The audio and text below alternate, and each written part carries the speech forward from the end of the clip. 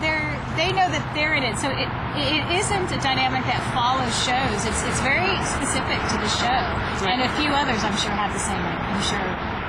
I think X-Files. I think that has an audience that looks at. They know Chris Carter as much as they know Gillian and David. So, but it's just not as common. So it's always a bit. It's a little surreal. It's a little otherworldly, and you feel like, wow, somebody recognizes it, and you don't. I don't. I'm always a bit bewildered and humbled and thrown. And I mean, the fact that we did the convention and a good many questions were about Army Wives completely threw me off.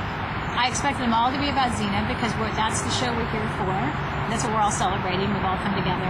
So when they would ask a question outside of Xena and ask an Army Wives question, that actually almost really threw me a couple times where I wanted to cry and kind of look out and thank the person just for recognizing it and following me, because I knew what it really meant. Like I said, that somebody said, I liked what she did here, let me turn on the TV and see what she's doing there. And that they would like it when it's thematically different. I think emotionally it's very similar because I write the same.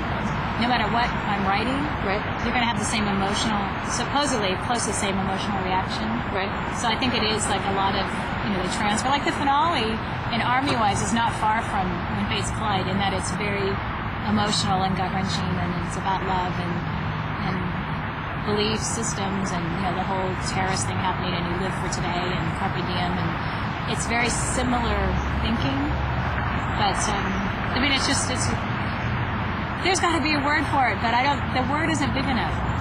Well, they just so you know, the fans overall, as of today, have raised $2,000 to make sure that you and Steve and everybody over at Disney are well taken care of during this strike. And that's about you and Steve and the writers. And it didn't really have anything to do with Lucy and Rain. That's pretty extraordinary. It is, and I tell you, like on Monday, and people they make the drops, the Xenoverse drops, they call them here, and they drop off the water and the Gatorade and the tea and sometimes the homemade cookies, which is fun.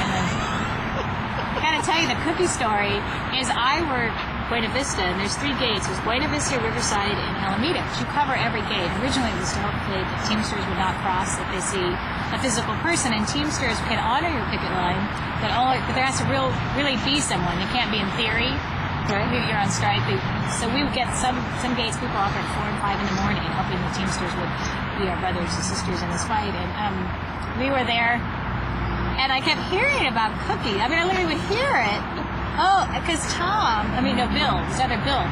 Tom is one of his gate captains, Tom and Jay, but Bill would come around the truck, and he drops things off and picks it up, and he would say, we got some cookies again. And he'd say like this abstract thing, and I would go, well, where are they? Oh, they're all up at the Alameda gate. And then let me call up and see if there's some. No, they're all gone. And this kept happening every Monday.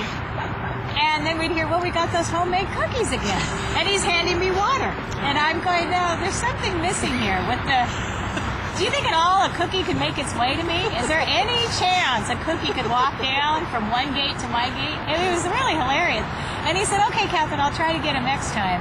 So the next time they don't come, and I actually physically walked up to Alameda myself with Steven saying, where are my several words, cookies? And I said, where are my cookies? There's supposed to be cookies here. At this point now, I was getting possessive over the cookies and the fans. I have to say, where are my cookies? I know I'm supposed to have a cookie. And so and again, all these writers from Lost and Criminal Minds and Nip Tuck, they're all full of crumbs around. It's like that milk commercial where they literally have crumbs. They're looking at me like, cookies? I don't know. I didn't see any cookies. Did you see a cookie? It was really humiliating to me that I did not get a cookie. So finally I went on, I think it was Talking Xena, right? And I had to mention, I just want to let people know that these cookies that I keep hearing about have never once made it into this belly. And if they were intended at all, they need to come to the Buena Vista gate because they're just not walking their way down from Alameda. So indeed, the next day, a beautiful box of cookies came and I finally partaked. But that's a long story for a short answer. But it means so much. I mean, like Stephen has attested to it as well as I have, is that every time they drop something off, people are baffled. They're baffled because the show's off the air. They don't understand that. They're like, if they do it with that face, the show's not on the air. Is the show on the air? Is Xena still on the air? Like, so first of all, the show's off the air is confusing. And that people care so much about the writers. is also confusing to them. They'd understand if we were all the actors, that there's, the gifts and the flowers, the actors. So it's really educated so many people, because then I become the official Xena spokesman for only writing on the 6th season to become the spokesman. I mean, even that's funny. And I go, well, let me tell you about the Xenoverse. And I talk about all the money you guys have raised and how everyone gets each other's backs. And when someone died, everyone was there. And even Lucy went to that funeral, and I saw that story. And I just keep saying how they recognize that everybody contributes. If it's the stunt person, if it's the writer, if it's the actor. So they follow everybody and realize their contribution is what, as a whole, created the tapestry that they're responding to, rather than cherry picking, well, it's only the actor. And I explained that to him, and really there's this bafflement, because I think I'm not speaking in English sometimes. I must be lapsing into the French Joan of Arc days, because of course there's a pause, and then I finally explain it, and then they're really moved by it.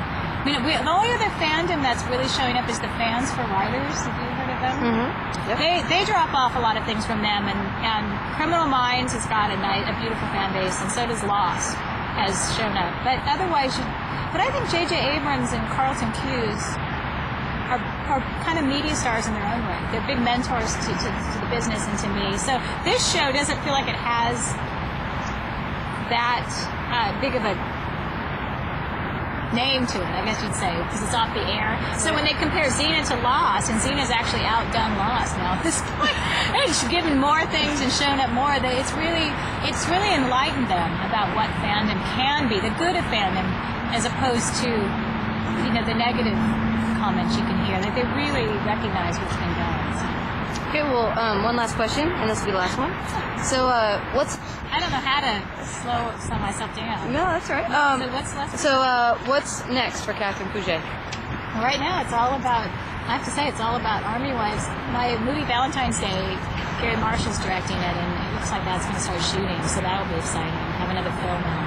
But I very, very much am concentrating on Army Wives and trying to deepen those storylines and make it even more compelling. And I'm raising my daughter. I have to say, I don't have a big future goal right now other than living and doing what I'm doing now. I'm enjoying both things, and I have a very blessed life, I have to say. To have this show on the air and to have the response I've had, and to have my child and watching her grow, I just feel full. That's awesome. I'm not yearning. Anything you want to say to Mary D. or the fans? Wrapping it up.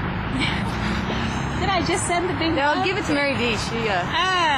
Well, I think ultimately there's no way to really describe the thanks that a writer would give fans for recognizing their contribution. Really, it's hard to articulate. It truly is. It's extremely abnormal. You're not going to find it in other fandoms. You're not going to get it in your feature career. I've never had it in my feature career, and I think it's been a big blessing for me. So it's only, I guess ultimately you write hoping you reach somebody, but you're usually writing in a vacuum. You get no response, and this is the first time we've actually gotten a response to what you're doing, so you know you're doing something right. And it gives you strength and gives you a sense that someone's carrying you. When I falter and I have my insecure moments, which I do, and I have my questioning, I keep going, but I must have done something right, because people love that show. They responded to this, so don't keep doubting yourself. You must, we all go through our peaks and valleys, and really this fandom has kind of held me up in my darkest times, made me believe that I do have something to contribute and to offer, and that if I trust in it, it'll get out there.